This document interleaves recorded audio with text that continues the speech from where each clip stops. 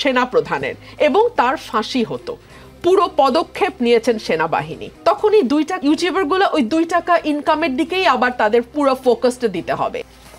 গতকাল প্রেস সচিব বললেন, আমরা আইসিটির প্রধান প্রসিকিউটরের দপ্তর থেকে জানতে পেরেছি যে এই মুহূর্তে সশস্ত্র বাহিনীর আর কোনো কর্মকর্তার বিরুদ্ধে গ্রেপ্তারি পরোয়ানা জারির পরিকল্পনা নেই। শতাধিক সেনা কর্মকর্তার বিরুদ্ধে গ্রেপ্তারি পরোয়ানা জারি হতে যাচ্ছে। সামাজিক যোগাযোগ মাধ্যমে ছড়িয়ে পড়া এমন দাবি প্রত্যাখ্যান করে শফিকুল আলম বলেছেন, এই খবর সম্পূর্ণ ভিত্তিহীন ও মন গড়া গুজব। তিনি বললেন যে এ ধরনের অপপ্রচার সাধারণ মানুষের মধ্যে, বিশেষ করে সশস্ত্র বাহিনীর ভেতরে বিভেদ সৃষ্টির উদ্দেশ্যে চালানো হচ্ছে। আগামী বছরের ফেব্রুয়ারির প্রথমার্ধে অনুষ্ঠেয় জাতীয় নির্বাচনের আগে দেশকে অস্থিতিশীল করার লক্ষ্যেই এসব অসৎ গুজব ছড়ানো হচ্ছে। প্রেস সচিব জানিয়েছেন, সেনা গোয়েন্দা সংস্থা directorate general of forces intelligence DGFI বিলুপ্ত করার কোনো পরিকল্পনা সরকারের নেই। কিন্তু তারপরেও আমরা দেখলাম আলোচনা সমালোচনা, গুজব থেমে থাকেনি। কেন, কার স্বার্থে এগুলো হচ্ছে? একটা সেকেন্ড একটু যোগ করে দিই। জি, মানে আমাদের সাবেক রাজপুত্র সজীবহাজার জয় একটা এআই জেনারেটেড ছবি শেয়ার করেছেন, যেখানে মিলিটারি অফিসারদেরকে পুলিশরা ধরে নিয়ে যাচ্ছেন টাচ্ছেন। তো গুজব কারা কারা ছড়ায়, কেন ছড়ায়, আমার মনে হয় এই ছবি শেয়ার করে লেখাটা, এই যে উস্কানিটা, এটার উদ্দেশ্য সম্ভবত বোঝা যাবে তার এই শেয়ারটা দেখে। আনিস আলমগীর, গুজব কারা ছড়ায় সেটা 5 আগস্টের পর থেকে একেবারেই ক্লিয়ার। এই গুজববাজরাই, ডক্টর জাহিদ আমার সঙ্গে মানে আমার বলার বাইরেও অনেকগুলো বলে দিয়েছেন, যাতে আমি এখন একটু যোগ করতে চাচ্ছি। শুধু সেনাবাহিনীর প্রধানকে টার্গেট করা হলো প্রথম, অথচ এই লোকটি কিন্তু শেখ হাসিনার সরকারকে পতনের জন্য যদি দায়ী করা হয় বড় ধরনের, তাকেই বলা যেতে পারে যে সেনাবাহিনীর ভূমিকায় এখানে মুখ্য ভূমিকা ছিল। কারণ আমরা যত অভ্যুত্থান দেখেছি, সেই 90 বলেন বা এর আগে বলেন, সমস্ত অভ্যুত্থানে সেনাবাহিনীর ছাড়া, কনসার্ন ছাড়া কোনো আন্দোলনই সফল হয়নি। এই জায়গাতেও তাই হয়েছে। কিন্তু তাকেই টার্গেট করা হচ্ছে, তাকেই বলা হচ্ছে যে শেখ হাসিনার সহযোগী, তারপরে ভারতের এজেন্ট, অমুক তমুক এগুলা। এবং আমি দেখলাম রাষ্ট্র কিভাবে নির্লিপ্ত হয়ে আছে। তথাকথিত পলাতক কিছু ইউটিউবার তা সেনাবাহিনীকে গালাগালি করছে। সেনাবাহিনী কি উনি পার্সন, উনি কি মিস্টার ওয়াকার? শুধু সেনাবাহিনীর প্রধান তো শুধু ব্যক্তি না, এটা তো একটা ইনস্টিটিউশনের প্রধান। আপনি যখন একটা ইনস্টিটিউশনের প্রধানকে আক্রান্ত করেন, তাহলে সেটা পুরো প্রতিষ্ঠানের উপর যায়। আমাদের পুলিশ প্রশাসনকে ধ্বংস করে দেওয়া হয়েছে সেই 5 আগস্টের আগে থেকে পরে থেকে। তারপরে আমাদের আরেকটা যেই মেরুদণ্ড আছে, যেখানে মানুষ ভরসা করে, সেই জায়গাটাকে বারবার আঘাত করা হচ্ছে। এই বিদেশি অনুচররা বাংলাদেশকে কেন নত করতে চায়, সেটা হচ্ছে একটা বড় প্রশ্ন। এই প্রশ্নের হচ্ছে যে রাষ্ট্র এখানে কি করেছে। রাষ্ট্র কমপ্লিট নিশ্চুপ ছিল। রাষ্ট্র আসলে কি করতে পারে? রাষ্ট্র কি করতে পারে না। রাষ্ট্র প্রথম যে কাজটা করতে পারে, এই সমস্ত পলাতক ইউটিউবারদের চ্যানেল বন্ধ করতে পারে। রাষ্ট্র সেটা করে নেই। এরা কি করে এই ছাগল সম্প্রদায়কে পালে, যেগুলো এদের রাস্তায় গিয়ে কাউ কাউ করে বা সোশ্যাল মিডিয়াতে কাউ কাউ করে। এদের একমাত্র শক্তি কি? 2-4টা ফলোয়ার। আপনি যখন চ্যানেল বন্ধ করবেন, ভারত সহ বিভিন্ন দেশে, আমেরিকাতেও আছে, আপনি যখন এমন কিছু কন্টেন্ট তৈরি করছেন যেটা রাষ্ট্রের জন্য বিশৃঙ্খলা তৈরি করছে, সেটা আমি করি, যেই করুক আপনি করেন, চ্যানেল বন্ধ করতে হবে। কারণ এটা আপনি এই স্বাধীনতা কাউকে দেয় না যে আপনার যা ইচ্ছা তাকে গালি দিবেন। আপনি রাষ্ট্রপতিকে গালি দেবেন, আপনি প্রধানমন্ত্রী উপদেষ্টাকে গালি দেবেন, আপনি বিভিন্ন রাজনৈতিক দলের নেতাদেরকে গালি দেবেন, আপনি আমাকে গালি দিবেন, উনাকে গালি দিবেন, রুমিনকে গালি দিবেন। আপনার যা ইচ্ছা, যখন ইচ্ছা আপনি তখন আমার মা মাসি ধরে গালাগালি করতে পারেন। তা রাষ্ট্র সেটা দিয়েছে, রাষ্ট্র এটাকে এনকারেজ করেছে। রাষ্ট্রর যে শফিক সাহেব এখন প্রশ্ন তুলেছেন, শফিক সাহেবরা শফিককেও গালি দিয়েছে। তাহলে রাষ্ট্র কি এগুলো প্রিভেন্ট করার কোনো ব্যবস্থা নিয়েছে? নেয় নাই। কারণ হচ্ছে যে দিয়ে দিয়েছে, ওনারা বিপ্লব করেছে। ওনারা আশা করেছিল যে আমরা শেখ হাসিনার বিরুদ্ধে আন্দোলন করেছি। শেখ হাসিনার আন্দোলন কিসে? শেখ হাসিনার বিরুদ্ধে আন্দোলন তো করে নাই, বিষোদ্গার করেছে আর কিছু অপপ্রচার করেছে। শেখ হাসিনার বিরুদ্ধে যদি আন্দোলন করে থাকে, যারা দেশে আছে, যারা রাজপথে আছে, যারা সংগ্রাম করছে, যারা রক্ত দিয়েছে, তারা করেছে। এরা করেছে এদের ভিউ ব্যবসা। সো এই ভিউ ব্যবসায়ীরা আশা করেছিল যে 5 আগস্টের পরে এটা প্যারিসে বসে আছে, যে আপনি যদি খেয়াল করেন, ইতিহাস যদি জানেন, ইরানে যে বিপ্লব হয়েছিল, খোমেনি কিন্তু প্যারিস থেকে সেই বিপ্লব সংগঠিত করেছিল। হ্যাঁ, তো এই প্যারিস থেকে তখন তাকে প্লেন পাঠিয়ে নিয়ে আসা হলো, রাস্তায় যে আসলো, একদম বাহাবা পেল। এরাও আশা করেছিল এই টোকাইগুলো তাদেরকে নিয়ে আসবে, তারা প্লেন পাঠিয়ে ডক্টর ইউনূস এবং তারা এসে ঢাকা শহরে এসে করবে, সংবর্ধনা নেবে, কিন্তু ডক্টর ইউনূস এদেরকে পুছে না, এদেরকে তোয়াক্কা করে নাই। এইদের একটা যে হতাশা, এই যে এদের তাদের দুঃখ, এই দুঃখ থেকে এরা ডক্টর ইউনূসকে বলে হটাও ইউনূস, আজকে বলে হটাও ইউনূস, কালকে বলে ইউনূস ভালো কাজ করছে, পরশু বলে আমরা যদি আপনাকে সাপোর্ট না করি তো কেউ করে না। তার মানে কি? তার মানে হচ্ছে একটা রাষ্ট্রের মধ্যে বিশৃঙ্খলা, উচ্ছৃঙ্খলতার সৃষ্টি করে আপনি যে প্রশ্নটা করলেন নির্বাচনকে পিছিয়ে দেওয়া। আমরা সবাই আশা করছি যে বাংলাদেশ যে অস্থিতিশীলতার মধ্যে যাচ্ছে এটার একমাত্র সমাধান একটা নির্বাচিত সরকার, এবং যে তারিখ ডিক্লেয়ার করেছে আমরা সম্মিলিতভাবে চাই যে ডক্টর ইউনূস যাতে সফল হয় এবং নির্বাচনটা যাতে হয়, কিন্তু এরা সেটা দেবে না, কারণ এদের ভিউ ব্যবসা বন্ধ হয়ে যাবে। এরা যে বিদেশের এজেন্ট এবং বিদেশিদের থেকে অর্থ পায়, সেই বিদেশিদের কাছে তাদের জবাবদিহিতা রয়েছে। এই দেশ যদি অস্থিতিশীল হয়, এই দেশের প্রতিষ্ঠানগুলো যদি ধ্বংস হয়, ইনক্লুডিং এই ডিজিএফআই, ইনক্লুডিং পুলিশের যে এজেন্সিগুলো, সব একটার পর একটা যদি ধ্বংস হয়, তাহলে এরা উর্দু শান্ত হবে এবং বাংলাদেশ এমন একটা মেরুদণ্ডহীন রাষ্ট্র হবে যাতে আমরা ভারত, পাকিস্তান সহ আরও যারা আমেরিকা যারা আছে তাদের তাবেদার রাষ্ট্রে পরিণত হই।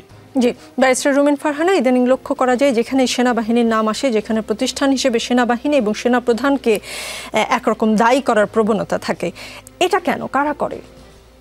যারা বাংলাদেশকে অস্থিতিশীল করতে চায়, যারা মুখে বাকি সবাইকে ভারতের এজেন্ট বলে, কিন্তু সত্যিকার অর্থে এজেন্ট হিসেবে পারপাস সার্ভ করা যেটাকে বলে সেটা তারা দেশের বাইরে থেকে করে, তারাই সর্বত্র সেনাপ্রধানের দোষ দেখে। আমি খুবই বিনীতভাবে মনে করিয়ে দেই, 1 অগস্ট থেকে 5 অগস্ট 2024 আমি নিজে মাঠে ছিলাম। সেই সময় চারপাশ থেকে স্লোগান এসেছিল এই মুহূর্তে দরকার সেনাবাহিনী সরকার। সেই সময় যদি সেনাপ্রধান ক্ষমতা নিতেন, আপনি বিশ্বাস করেন মানুষ খুশি ছাড়া কেউ বেজার হতো না, সবাই আনন্দিত হতো। কিন্তু সেনাপ্রধান সেটি করেননি। তিনি অত্যন্ত পেশাদারিত্বের পরিচয় দিয়েছেন এবং তিনি নিজে পরিষ্কার বলেছেন এবং সেটা কাজে পরিণত করেছেন যে বাংলাদেশ সেনাবাহিনীকে তিনি রাজনীতির সঙ্গে আর যুক্ত করতে চান না। সে কারণেই গত 14 মাস তার উপরে নানান রকম মিথ্যে অভিযোগ দায়ের করা হয়েছে, মিথ্যে প্রোপাগান্ডা চালানো হয়েছে, সেনাবাহিনীকে যে ভাষায় সামাজিক যোগাযোগ মাধ্যমে আক্রমণ করা হয়েছে। বাংলাদেশের জন্মের পর কোনো আমলে কারো সময় কখনো সেনাবাহিনীকে নিয়ে এই ধরনের চটুল, অসভ্য, সভ্যতা বিবর্জিত মন্তব্য অতীতে হয়নি, কিন্তু এখন হয়েছে।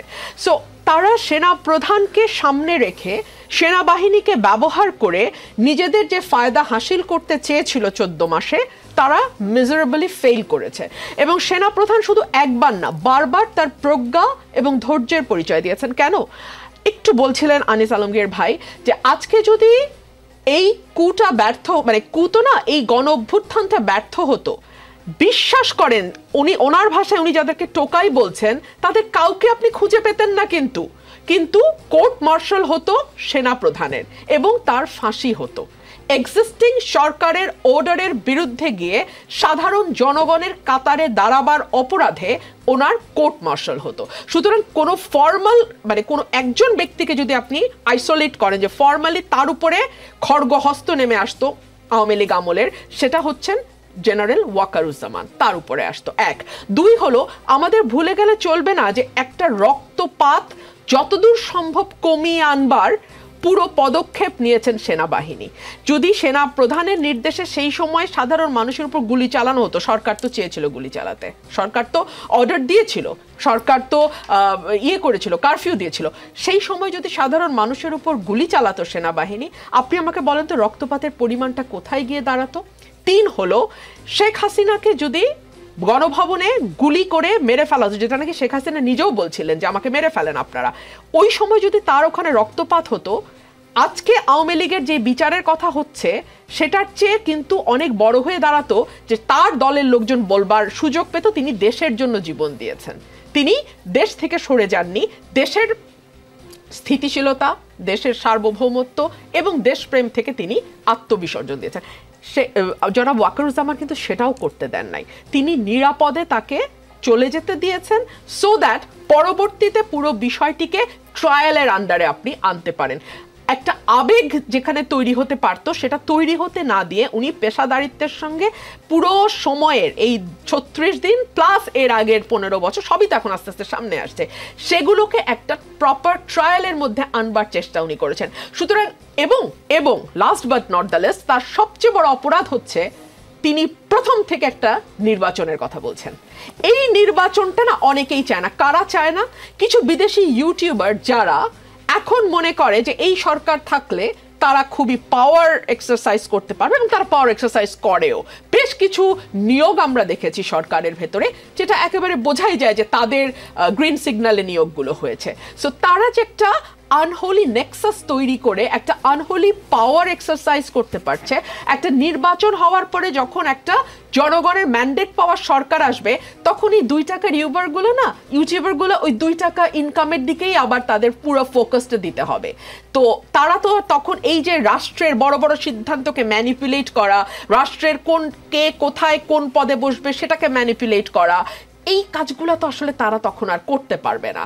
এবং যখন যাকে খুশি তাকে পিক করলো, তাকে নিয়ে যাচ্ছে তাই মিথ্যা প্রোপাগান্ডা ছড়ালো এবং তাকে মনে করলো যে পলিটিক্যালি তাকে যথেষ্ট হ্যারাস করা হয়েছে। এই যে একটা অবারিত সুযোগ ইউনূস সাহেব উদাস মুখে চেয়ারে বসে থেকে এই ইউটিউবারদের দিচ্ছেন, এটা তো আসলে একটা নির্বাচিত সরকারের সময় এই পাত্তাটাই তারা পাবে না। সো এইসব কারণে যারা নির্বাচনের কথা বলে, আপনি একদম লক্ষ্য করে দেখবেন, আমি শুরু থেকে নির্বাচনের কথা বলেছি, বারবার নির্বাচনের কথা বলেছি। আমাকে ভারতের এজেন্ট বলা হয়েছে, রয়ের এজেন্ট বলা হয়েছে, আমাকে ম্যালাইন করা হয়েছে, আমাকে স্টিগমাটাইজ করা হয়েছে জাস্ট বিকজ আমি নির্বাচনের কথা বলছি। একদম একই কারণে সেনাপ্রধানকেও বারবার নানান রকম হেনস্থার মুখোমুখি হতে হচ্ছে। তবে বাংলাদেশের সৌভাগ্য যে জেনারেল ওয়াকারের মতন একজন সেনাপ্রধান তারা পেয়েছে। কেন বলছি? তিনি ওই 36 দিনের তার যেই অবদান, সেটাকে আমি একপাশে সরিয়ে রেখে বলি, তিনি চাইলে বাংলাদেশকে মিলিটারি শাসনের দিকে নিতে পারতেন, নেন নাই। তিনি একজন আর্মি পার্সোনাল হয়েও বারবার নির্বাচনের তাগিদ দিয়েছেন। এটা কিন্তু একজন আর্মি পার্সনের কাছ থেকে আমরা দেখে অভ্যস্ত না। সো তিনি কিন্তু তার সমস্ত পিছনের ইয়েগুলো ভেঙে দিয়ে, নর্ম যেগুলো আমরা দেখে অভ্যস্ত সেই জায়গাগুলো ভেঙে দিয়ে তিনি একেবারে পেশাদারিত্বের একটা পরিচয় দিয়েছেন। আজকে আমি একটা নিউজ দেখছিলাম, আপনি নিশ্চয়ই জানেন যে আইসিটি অ্যাক্ট সংশোধন করা হয়েছে এবং সেখানে সেকশন 23-তে বলা হচ্ছে যে যদি কোনো ব্যক্তি আইনের 3 নম্বর ধারায় বর্ণিত অপরাধে অভিযুক্ত চার্জ হন, তাহলে অভিযোগ গঠনের মুহূর্ত থেকে তিনি চাকরি থেকে বরখাস্ত বা পদচ্যুত হবেন। আমি একজন আইনজীবী হিসেবে শুধু এটুকুই বলি যে এই সেকশনটা এইটা সংবিধানের সঙ্গে সরাসরি সাংঘর্ষিক। সংবিধানের আর্টিকেল 35 অ্যান্ড আর্টিকেল 26 ক্লিয়ারলি বলে দিচ্ছে যে কোনো ব্যক্তিকে বিচার হওয়ার আগে, দোষী সাব্যস্ত হওয়ার আগে তার বিরুদ্ধে কোনো শাস্তিমূলক ব্যবস্থা নেওয়া যাবে না। এবং 26 বলছে যে কোনো আইন যদি সংবিধানের এই পার্টের সঙ্গে, পার্ট 3 এর সঙ্গে সাংঘর্ষিক হয়, তাহলে সেই আইনটি then and there void, null and void বলে গণ্য হবে। কিন্তু আমি তো আইনের মারপেচ যতদূর বুঝি না ব্যারিস্টার রুমিন ফারহানা, আমি পরে এসে আপনার কাছে উত্তরটা নিব। যেটা আজকে চিফ প্রসিকিউটর বলেছেন, মানবতা বিরোধী অপরাধ, যুদ্ধাপরাধ ও গণহত্যার বিচার নিয়ে আন্তর্জাতিক অপরাধ ট্রাইব্যুনালের এই আইন তৈরি করা হয়েছে। এসব আইন সংবিধানের কোনো অনুচ্ছেদ বা বিধানের সঙ্গে অসামঞ্জস্যপূর্ণ হলেও প্রাধান্য পাবে। অর্থাৎ সংবিধান নিজেই বলে দিচ্ছে যে সংবিধানের চেয়েও আন্তর্জাতিক অপরাধ ট্রাইব্যুনাল আইন শক্তিশালী, এটি সংবিধানের মাধ্যমে স্বীকৃত। তাই এই আইনের কোনো বিধানকে চ্যালেঞ্জ করা যাবে না, এই আইনের কোনো বিধানকে চ্যালেঞ্জ করে উচ্চ আদালতে রিটও করা যাবে না, এটি সব আইনের উপর প্রাধান্য পাবে। সুতরাং এই আইনের বিধানে যে বিচারের প্রক্রিয়া রয়েছে তার মধ্য দিয়েই সবাইকে চলতে হবে এবং বাইরে যাওয়ার কোনো সুযোগ নেই। আমি ফিরে এসে আপনার কাছে উত্তর নিব। অবসরপ্রাপ্ত মেজর আব্দুল্লাহ আল মাহমুদ গেল 8 অক্টোবর সাবেক ও বর্তমান 25 সেনা কর্মকর্তার বিরুদ্ধে গ্রেফতারি পরোয়ানা জারি করে আন্তর্জাতিক অপরাধ ট্রাইব্যুনাল। তাদেরকে 22 অক্টোবরের মধ্যে গ্রেফতার করতে বলা হয়েছে। 25 জনের 15 জন সেনা হেফাজতে আছেন। শনিবার বিকেলে ঢাকায় আর্মি অফিসার্স মেসে আয়োজিত সংবাদ সম্মেলনে সেনাবাহিনীর adjutant general major general Mohammad Hakimuzzaman জানান, সংবিধান স্বীকৃত বাংলাদেশের সব আইনের প্রতি সেনাবাহিনী শ্রদ্ধাশীল। 22 অক্টোবর সেনা হেফাজতে থাকা এই 15 জনকে ট্রাইব্যুনালে হাজির করা যাবে কিনা এমন প্রশ্নের উত্তরে তিনি বলেন, আইনি উপায়েই সমাধান করা হবে। আজকে আন্তর্জাতিক অপরাধ ট্রাইব্যুনালের চিফ প্রসিকিউটর তাজুল ইসলাম বলেছেন, সেনাবাহিনী, নৌবাহিনী, বিমান বাহিনী, গোয়েন্দা সংস্থা, পুলিশ সহ বিভিন্ন ডিসিপ্লিনারি ফোর্সের বিচারের জন্যই আন্তর্জাতিক অপরাধ ট্রাইব্যুনাল আইন 1973 বিশেষভাবে তৈরি করা হয়েছে। এই আইনে যেসব অপরাধের বিচার করা হচ্ছে সেসবের বর্ণনা বাংলাদেশের সাধারণ কোনো আইনে নেই, এমনকি সেনাবাহিনী, নৌবাহিনী বা বিমান বাহিনীর নিজস্ব আইনেও নেই। এটি একটি বিশেষ আইন। তার কথা সারমর্ম হচ্ছে সেনা কর্মকর্তাদেরও বিচারের উপযুক্ত স্থান হচ্ছে ট্রাইব্যুনাল। এই যে 8 তারিখ থেকে আজকের এই আপডেট পর্যন্ত বর্তমান ও সাবেক সেনা সদস্য মানে সেনা পরিবার মানে আমাদের সেনাবাহিনীর মধ্যে প্রতিক্রিয়া কি? জি, ধন্যবাদ আপনাকে। Talk of the day, burning questions, সবার এটা নিয়ে আলোচনা হচ্ছে। বাট একটা জিনিস আমরা খুব সহসায় ভুলে যাচ্ছি মনে হয়, আমরা যারা আছি, বিভিন্ন স্টেক হোল্ডার্স যারা আছি এখানে, আইসিটি একটা স্টেক হোল্ডার্স, আমি বলবো যে গভর্নমেন্ট কিছুটা নিউট্রাল প্লে করলেও গভর্নমেন্ট একটা স্টেক হোল্ডার্স, আমাদের বাহিনী যারা আছে বাহিনী একটা স্টেক হোল্ডার্স। এখন বাহিনীতে ধরো ফার্স্ট অফ অল আমরা এই হাউসে যারা আছি, যারা কনভিক্টেড অথবা যাদের বিরুদ্ধে এলিগেশনস আছে, যারা আসলেই মানবতা বিরোধী অপরাধ করেছে, তাদের শাস্তি হতে হবে, এটাতে আমরা সবাই একমত, রাইট? এখন এই শাস্তিটা কিভাবে হবে এবং কোন প্রক্রিয়াতে হবে সেটা ডিটারমাইন করবে নিশ্চয়ই গভর্নমেন্ট। অফকোর্স মানে সেনা পরিবারের বিচারটা নিয়ে কোনো ধরনের কোনো যেটা বলা হচ্ছিল যে আসলে সেনা পরিবার বলতে আপনি নিশ্চয়ই বুঝতে পেরেছেন যে সাবেক এবং বর্তমান যারা কর্মরত আছেন সবাইকে একটা অসন্তোষ, তারা এর জন্য কু করবে বা এই ধরনের যে কথাগুলো বলা হচ্ছিল। আমি এটাতেই আসছি, দেখেন মানে বিচারটা আসলে কোন প্রক্রিয়ায় যাবে। এখন যখন তাদের বিরুদ্ধে এই আইনি পদক্ষেপ নেওয়া হয়েছে, অবশ্যই দেশের সার্বভৌমত্বের রক্ষাকারীর যে প্রতীক বাংলাদেশ সেনাবাহিনী অথবা অন্য সশস্ত্র বাহিনীর অন্যান্য যে সংস্থাগুলো আছে, তারা কখনোই দেশের প্রচলিত আইনের বাইরে যেয়ে কিন্তু অদ্যাবধি কোনো ধরনের কাজ করে না। অর্থাৎ বিচারিক প্রক্রিয়া যখন একটা শুরু হয়েছে, সেই বিচারিক প্রক্রিয়াকে অবশ্যই তারা ইতিহাস বলে সম্পূর্ণ শ্রদ্ধা দেখিয়েছে। 7 মার্ডার থেকে শুরু করে যাদেরকে হস্তান্তর করা হয়েছিল সব ধরনের নজির কিন্তু আছে। কিন্তু এখন এই 25 জনের যখন আপনার গ্রেফতারি পরোয়ানা জারি করা হলো, এখন আইসিটি ট্রাইব্যুনালে হঠাৎ করে কেন জানি তাদের মনে হয়েছে যে তাদেরকে কি সেনাবাহিনী দিবে না কিনা বা তাদের বিচার হতে দিবে না কিনা, মানে এটা হঠাৎ করে তাদের মনে হওয়া এবং হচ্ছে রাতে হয়তো বা মনে হয়েছে এবং সকালে এসে আপনার আইনটা চেঞ্জ করে ফেললো যে এই আইন মানবতা বিরোধী অপরাধের যে আইনটা এটা তৈরি করা হয়েছে আর্মি, নেভি, এয়ারফোর্স, গোয়েন্দা বাহিনী এবং পুলিশের সদস্যদের বিচার করার জন্য, যেটা আগে ছিল না। ওকে ফাইন, এটা 1971 সালে যারা মুক্তিযুদ্ধে মানবতা বিরোধী অপরাধী যারা ছিল তাদের জন্য করা হয়েছিল। এটার মধ্যে অন্য কেউ সংশ্লিষ্ট হতে পারবো না সেটাও না, অফকোর্স হতে পারবে। কিন্তু অল অফ এ সাডেন আপনি যখন ওভারনাইট একটা major inclusion in your clauses if you add, এটা কিন্তু একটা রিং বেল করে আমাদেরকে, বড় ধরনের রিং বেল করে। তার মানে হচ্ছে আমরা যে কথাটা বলছি, আবার গত রাতে আপনি দেখেন যে কুয়ের একটা যে আমেজ ছিল, লাইলাতুল গুজব, যেটা অনেকদিন ছিল না, আবার ব্যাক করে আসছে, thanks to them. But then still এটার সাথে কিন্তু কিছুটা কোরিলেশন আছে। আমরা যেটাই বলি না কেন, আপনি দুইটা যদি একসাথে মিলান, আপনি দেখবেন এদিক দিয়ে গুজবটা হচ্ছে, আবার ওই দিক দিয়ে ওই আইনটাকে কিন্তু তারা নতুন করে নতুন একটা আইন এখানে অ্যাড করেছে। তার মানে তারা টার্গেটেড ওয়েতে এখানে বাহিনীর যারা সদস্য আছে তাদের বিচার হইতেই হবে, যারা এটার সাথে সংশ্লিষ্ট। কিন্তু বাহিনীকে তারা এখানে কবজা করার জন্য, যেন বাহিনী এখানে কোনো ধরনের এক্সারসাইজ অথবা রোল প্লে না করতে পারে, তাদের যে আপনার বাংলাদেশ আর্মি অ্যাক্ট 1952 যেটা আছে, যেটা সংবিধান দ্বারা স্বীকৃত এবং মহামান্য রাষ্ট্রপতির অধীনের একটা বাহিনীকে তারা এখানে কোনো ধরনের প্লে যেন না করতে পারে, সেটার জন্য একটা রাতারাতি একটা আইন প্রণয়ন করে ফেলেন। তার মানে আপনি সরাসরি একটা বাহিনীর এন্টিটির বিরুদ্ধে আসলে অলিখিত একটা আপনি টাসেল অথবা যুদ্ধ ঘোষণা করে আপনি মাঠে নেমেছেন। This is number 1। নাম্বার 2 হচ্ছে এতে করে আসলে যে ভাইরা যেটা বলছিলেন এতে লাভবান কারা হবে, এটা লাভবান আসলে কেউ হবে না, ওনারা লাভবান হবে না, দ্যাটস ফর শিওর। এটা আমি ধরেন একজন এক্স মিলিটারি হিসেবে আমি বলতে পারি। আবার আমাদের যারা আছে তারাও যদি এটাকে বেশি হাইপার নিয়ে ধরেন কোনো কিছু একটা ডিসিশন নিয়ে ফেলে সশস্ত্র বাহিনী, তারাও লাভবান হবে না। অর্থাৎ এখানে একটা আপনার অ্যাসিমেট্রিক প্লে করার মতো কেউ নাই। মিনিং টু সে গভর্নমেন্ট থেকে যেটা ইনিশিয়েট হয়েছে, এখানে গভর্নমেন্টের হায়ার স্ট্রাকচারে যারা ছিল তাদের উচিত ছিল এটাকে একটা ব্যালেন্সড ওয়েতে আপনার এটাকে নির্ধারণ করা অথবা এটাকে ম্যানেজ করা। কিন্তু সেটা না করে রাতারাতি যখন ট্রাইব্যুনালের আইন, আবার এদিকে আইন বিবেচনা করে তাদেরকে হস্তান্তর করা হবে।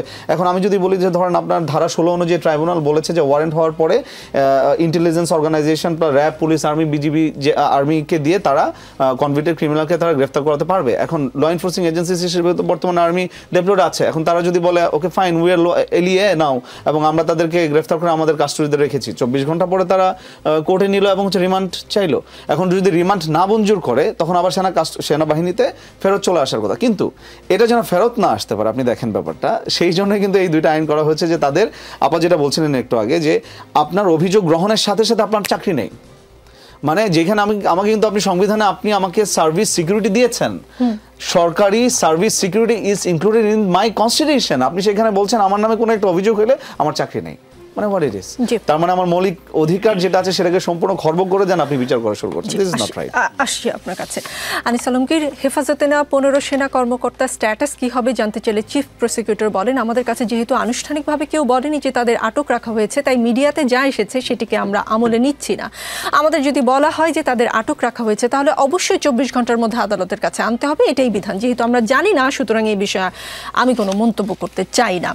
শনিবারের সংবাদ সম্মেলনে সেনাবাহিনীর adjutant general major general Mohammad Hakimuzzaman বলেন, তাদের বিষয়ে সামাজিক যোগাযোগ মাধ্যমে এবং টিভিতে স্ক্রল দেখে স্বপ্রণোদিত হয়ে আমরা তাদের হেফাজতে নেওয়ার উদ্যোগ নিয়েছি, মানে যাদের বিরুদ্ধে গ্রেফতারি পরোয়ানা ছিল। আজ পর্যন্ত আমাদের কাছে গ্রেফতারি পরোয়ানার কোনো কাগজ আসেনি, গতকালকে সংবাদ সম্মেলনে এটা বলেছে। মিডিয়ায় কি তাহলে এই দুই পক্ষের মধ্যে যোগাযোগের মাধ্যম? দুই পক্ষ মিডিয়াতে দেখেছে বলেছেন এবং সেই অনুযায়ী তারা অ্যাক্ট করেছেন, তাই তো বলা হচ্ছে বা বুঝতে হবে আমাদের। কিন্তু আমাদের এটুকু দেখতে হবে যে আইন তো আমরা আসলে অত জটিল অনেকগুলো বিষয় আমরা আসলে বুঝি না। সেনাবাহিনীকে যদি এইখানে প্রোটেকশন দেওয়া হয় প্রচলিত আইনের বাইরে, তাহলে সেটা কি কার্যকরী হচ্ছে কিনা সেটাও কিন্তু দেখার বিষয় আছে। আমরা এই প্রথম দেখছি যে তারা তাদের আদালতের বাইরে এসে একটা পাবলিক আদালতে এই বিচারের সম্মুখীন হচ্ছে, যেটা আমরা অতীতে দেখিনি। তাও এই জন্য মানুষের কাছে এটা বিষয়টা বিস্ময়কর লাগছে।